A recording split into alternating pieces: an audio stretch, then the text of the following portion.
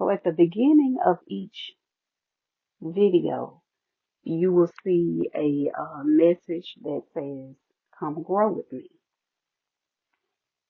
And I like to put that at the very beginning of each video because to me, that's what life is all about. This life is a journey. We all learn from each other. It's all about growth.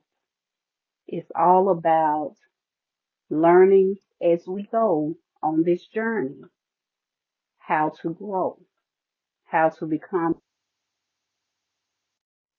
how to become closer with the Lord, how to have a better experience here on this earth, and just how to be better all around, how to contribute better, how to give more, how to receive more, how to be a better sister, brother, daughter, friend, you know, family member, how to be better in every area of your life. Becoming better is growth. Becoming is growth. That's what life is all about. What would life be if we all stayed at a infancy or toddler stage? We may not like the responsibilities that come with adulthood, but with those responsibilities, there also is more freedom as well because now we understand more. We can do more now. We can move more freely than we could, as a toddler because now we can drive. Now we can get a passport or get our IDs, and that allows us entrance into certain areas that we did not have as a toddler or as an infant. So allows, growth is an entryway into a new experience. So what new experience would you like to create? What new experience are you excited about having? What new experience are you excited about your growth bringing you to that experience? If you had not thought about that yet, think about that.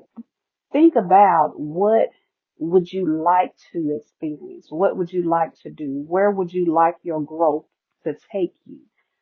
I don't think that we think about that enough. I think that we think about success, which I mean, success is a part of growth, but we don't think about at a soul level and just on a personal level where our growth will take us. We think about where growth financially will take us. We think about where, you know, growth in numbers will take us. But on a soul level, on a personal level, on an emotional level, where, what kind of experience would you have if at your next level of growth? Because growth happens in levels. Our journey happens in levels.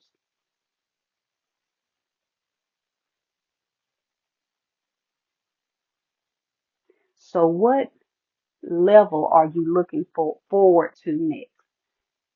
What experience are you looking forward to next that your growth journey will take you to?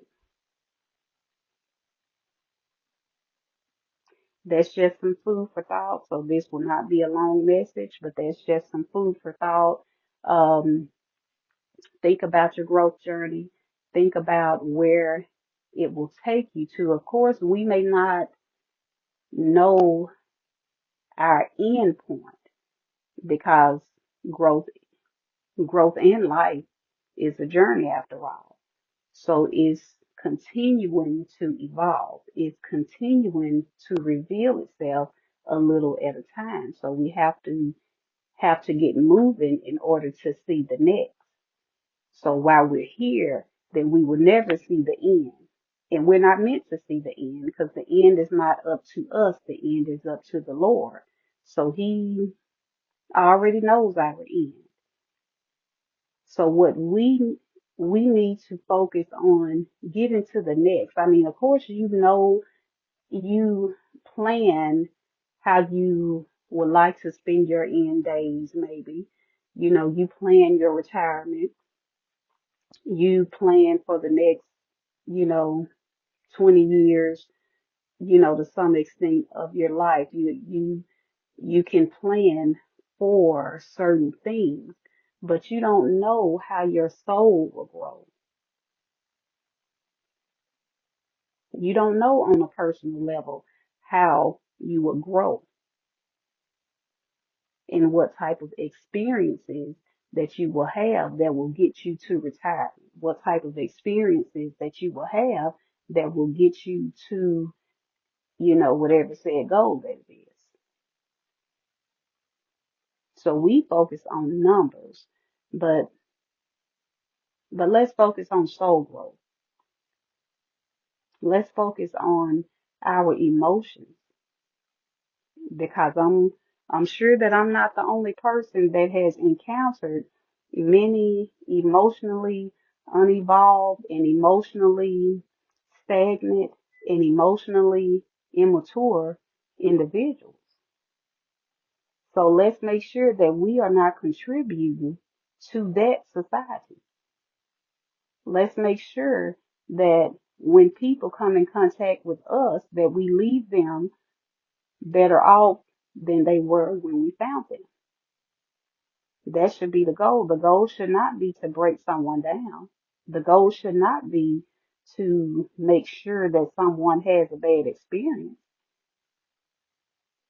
We know that the Lord sees everything. I don't think people think about that. I don't think people, you know, quite understand that. They may hear that, but I don't think that they quite understand that. He sees everything, meaning everything. Whatever you think everything is, he sees everything. So you want to leave people better off than they were when you found them. Everything that we do affects someone else.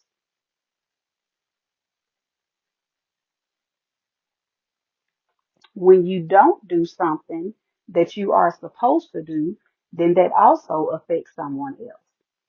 So what are you not doing that is also affecting someone else? It may be something that you're not doing that will affect someone else's soul growth. Do you owe an apology to someone that you have wronged? Maybe even if you don't have access to that person to render a physical apology, then send a prayer.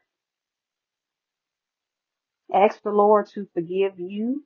Ask the Lord to soften that person's heart towards you and to heal the situation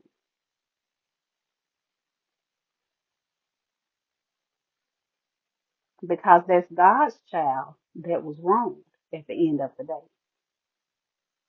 That maybe was just a person to you, but that's God's child. So do you think he will be pleased if you did not come to him first and foremost? Even if you never see that person again, go before the Lord, bring that situation before the Lord. That's a part of your journey. That's a part of your growth. Unforgiveness will block so many blessings in your life.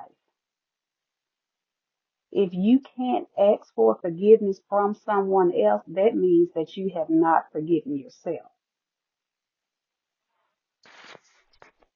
Or if you can't forgive someone else,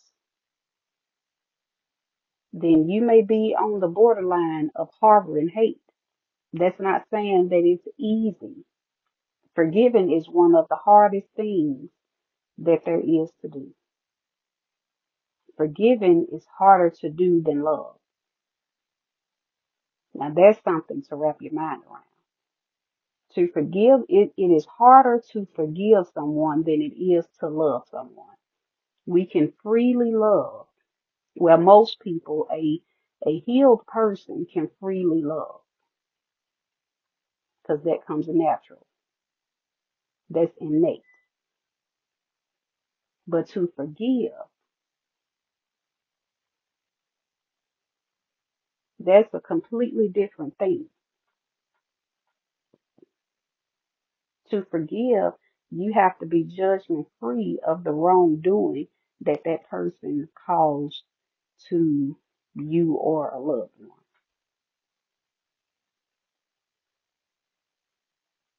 How can you not judge someone for ill will? How can you not judge someone for horrible treatment or abuse or, malicious acts or whatever? How can you not judge someone for that?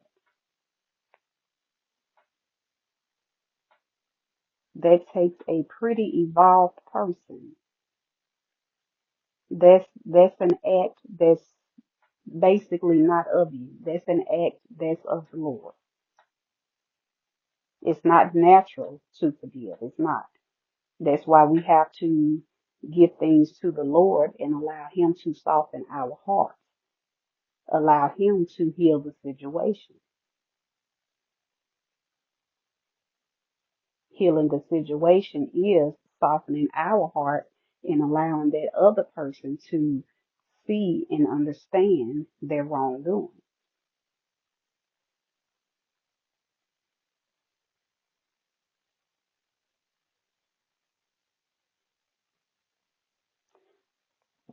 So what experience, to get back to the topic, with soul's growth, our growth, what experience would you like for your growth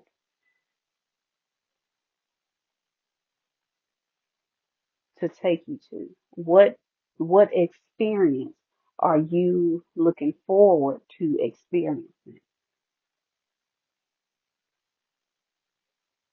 At your happiest moment, if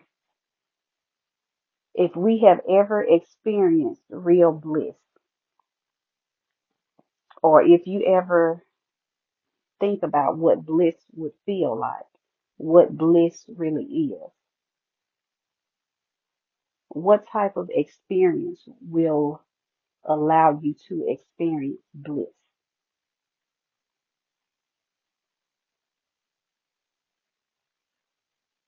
And I feel like joy and bliss and happiness, those should be our goals, especially when we're talking about soul growth in, any form of healing, soul growth, emotional healing and growth, and things of that nature. Joy, happiness, and bliss are the things that we should achieve or strive to achieve. Those are the things that we should look forward to obtaining. Do you know many people that has ever experienced true joy, true happiness? I'm not saying smiling or laughing. Smiling or laughing, that's an adjective. That's an action.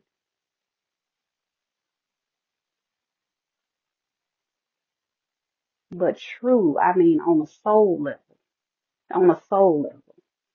where their heart is filled with happiness. Their heart is filled with joy. Their heart is filled with bliss. Do you know many people that has experienced that? When you are dealing with so many stagnant individuals on this earth, you have to walk in your own bubble because people will try to project their pain. They will try to project their unhappiness. They will try to project their toxicity onto you. So you have to walk in your own bubble of protection. In your bubble, you can hold and experience and maintain your joy, happiness, and bliss.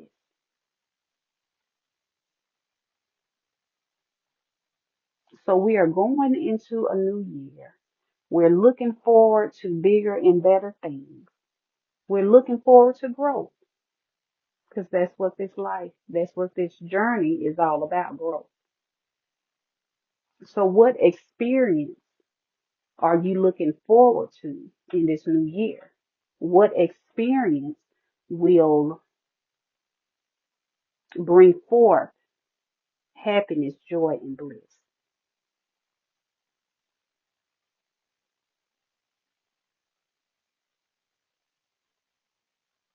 So while we're growing together, let's look forward to experiencing life. Let's look forward to experiencing happiness, joy, and bliss.